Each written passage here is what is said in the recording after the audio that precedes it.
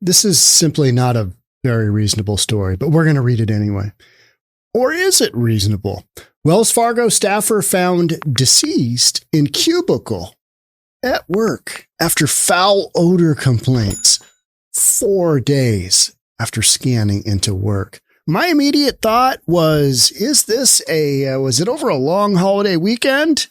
Let's get into it. Here we go. Wells Fargo employee came to work on a Friday morning and died at her desk, but the body wasn't discovered until 4 days later, Arizona police officials said.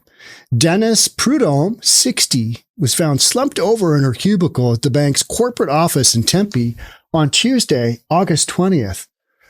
That is just horrible. You know what's really sad is that, number one, she died at work. That's not where I want to go either, right? Do I want to go in an old folks home? Not really. You know what I mean? You always think of yourself as, I'm going to go out doing something I enjoy, but at age 90 or something like that, 90, 85, something like that, right? Don't make it too old. Don't make it too young, because you get too old and I think you still just want to live, but your body is just, it just falls apart. It just starts to go on you, right? This woman died at work. She died at work. Oh, that's terrible. It's terrible. I mean, and then she's just there. Now, this is a big office complex, and Wells Fargo has, a ton of space. She was on the 3rd floor. So I'm kind of working my way through it. And you know how a lot of folks now work from home, and a lot of these office complexes, when you drive through the parking lots, I don't care where you are, you drive through the parking lots and there's just hardly any cars.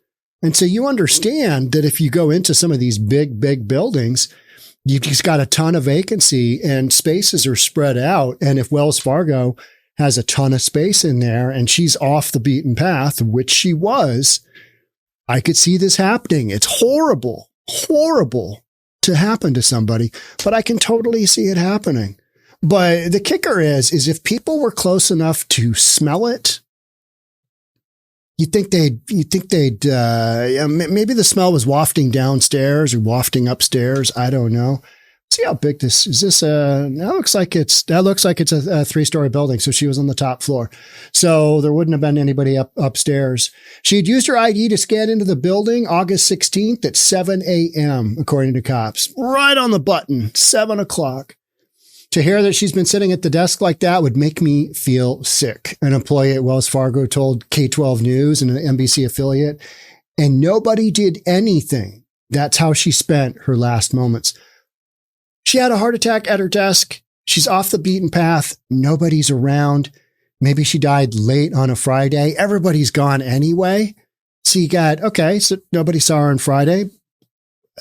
You hate to say that it's awful and terrible, but you can see that happening. And then if she doesn't live with anybody, apparently nobody reported her missing.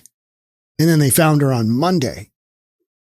That's another thing that's sad. She died at work and nobody reported her missing. She didn't have anybody in her life that, would be checking up on her. Hey, they didn't make it home after work on Friday. Where'd they go? What happened? Where are they? That's really sad as well. I mean, just the whole story is just, brutal. So now it's up to Wells Fargo to harbor some of the responsibility. I say no. Maybe she died of a heart attack. Maybe she died of some kind of natural causes. Doesn't sound like, she's just slumped down. So she probably just had a heart attack and just died right at her desk. I can't think of a worse place to die, right? I mean, just anywhere else would be better, I would think, because we spend so much of our time our lives at work, and you want to be off doing something fun. Hey, I was jet skiing and I got T-boned by a big boat, and that was how I went out. Probably not. But to die at work, difficult. Is there responsibility here? From who? Wells Fargo should have some guy running around checking to make sure nobody dies at their desk. It's pretty rare. You just don't hear about this. How many times have I read stories about this? Yeah, never, because since I've been doing this, there hasn't been a story quite like this. I think the shocking part is that 4 days went by and nobody Nobody was aware that she had passed away, and that's just sad. It's how she spent her last moments. Nobody did anything. What could anybody do? If you have a heart attack, can you get them to, can you call 911 and have them come? Sounds like she just, boom, gone, dead. So, and nobody did anything. What could you have done? I mean, who knows? It's all you're second guessing. And that's how she spent her last moments. Okay. Yep. The employee said several workers had complained of a foul odor. I don't know if you've smelled a dead body that's been there for a while. I did with my son. My son died on we think on probably a Saturday night and wasn't discovered until Tuesday morning at about 11. Terrible smell. Awful smell. Horrific smell. We'll never forget that smell. It's just terrible. Deceased body that's been there for a while. It's so pungent. You can just taste it. And knowing I was tasting, just odor from my son passing away, just horrible, terrible. And when they came back to work after the weekend, they smelled the foul odor, but shrugged it off as bad plumbing. Okay, this office complex doesn't look all that old. Bad plumbing? I mean, a toilet isn't flushing? Real stinky coming from the restroom? No. A dead body. When you go into a house, I got used to being an appraiser, got used to going into a house and recognizing that there was probably a dead mouse or a dead rat in the wall and not telling the homeowner you're there on a refinance, hey, you got a dead something in here somewhere. You need to start ripping things apart. Got to figure out where it is. You don't want to do that, but you get used to that smell and you just know what that smell is. And you're like, oh, great. Some small rodent and or animal died in here. Just can't tell where it is. Another employee said a colleague found Prudom dead at her desk in a cubicle while walking around the building. Security guards then alerted the cops. There's not much they can do other than call the medical examiner and the coroner, right? That's all you do. And they come and haul the body off. And it's just, what a mess. Just terrible. And to have that happen at the office and nobody recognized, knew or whatever, it's probably one of those, it was terrible timing on her part. Otherwise she would have been, she would have been found earlier. But the reality is if your office is big enough, and you don't have a ton of people working in there, you don't have a lot of people walking around. And it sounds like she was kind of off in that corner.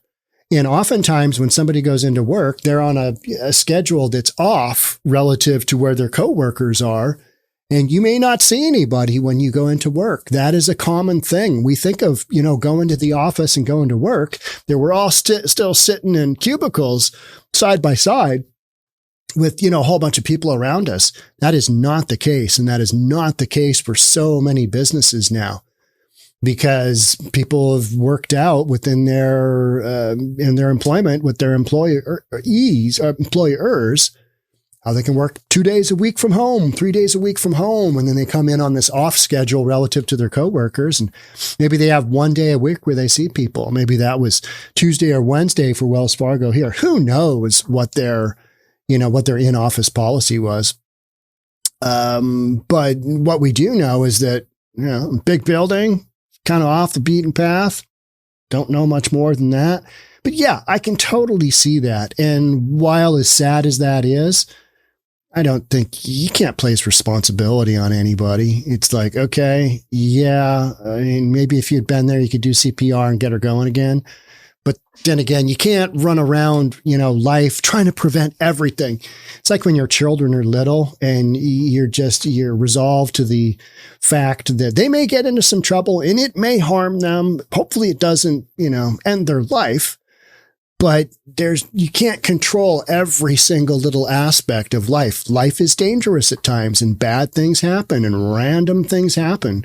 And that's, I think, what happened here. Officials have not released Prudhom's cause of death, though they said the preliminary investigation did not show any signs of foul play. Maybe she was eating lunch at her desk and she choked on something. Wouldn't that just be terrible? My guess would be I would probably lay money on some kind of unknown pre-existing condition that she had, or a heart attack that just took her out, took her down, and boom, she's dead. as sad as that may sound. The investigation is ongoing. The building is security guards who should have found Prudom earlier. Workers fumed. But the security guards, they're not walking around, all over everywhere within the interior of the complex. Oftentimes they will walk and they will secure the common areas where, the general public might get in. They'll walk around the lobby, walk around the elevators, but they don't, most of the time they're not going through individual office spaces. And, hey, how you doing? What's going on? I'm security. You don't see that as much. So this whole,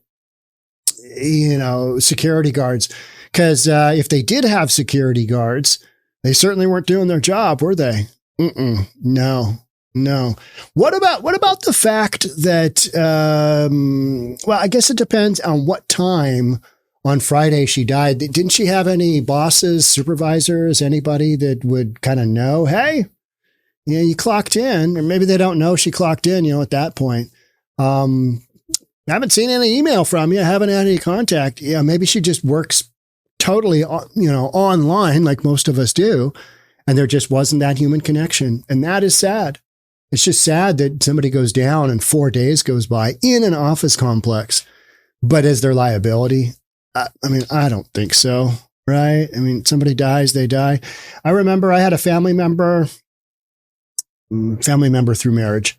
That kind of counts, right? Die in their car in the parking lot of their workplace, which was I call it a tab place, tabs for your car registration. Got to get those done every 2 years or a year or whatever it is.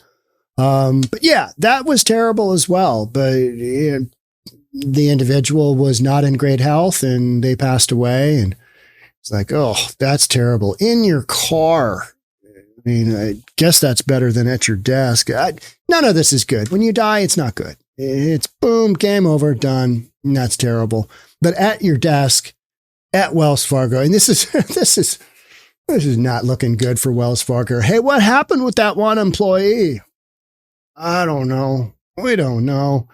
Company shared a statement with several other news outlets that they are deeply saddened by the tragic loss of our colleague and will be providing counselors to support office employees. Company said it's cooperating with the Tempe police in their investigation.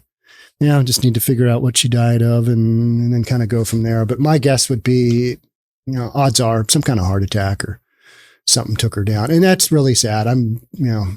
It's a crazy story, but so many of you sent this to me that I just had to read it. Is there liability? I don't think so. That's my opinion. I can totally see this happening. And what I keep going through in my mind is you walk through a lot of these office complexes and it's just desk after desk after desk that's not, that nobody's at. And you've always got that cubicle action going, right? Where you got the partitions. And so if somebody is slumped over, if I'm just, slumped all the way over, you can't see me, then you can't see them. And then by Monday, that body starts to swell and kicks off those gases and just terrible. It'd be terrible. Hey, what, are you not working? And you see somebody face down on their computer keyboard. Awful. Terrible. All right. That's it for me on this one. Thanks so much for being here. But I don't think there's nothing wild about this story. It's just the fact that it happened, right? Sad. So, all right, go do something cheery. Go watch Tommy Boy or something. I'll catch up with you in the next one. Bye for now.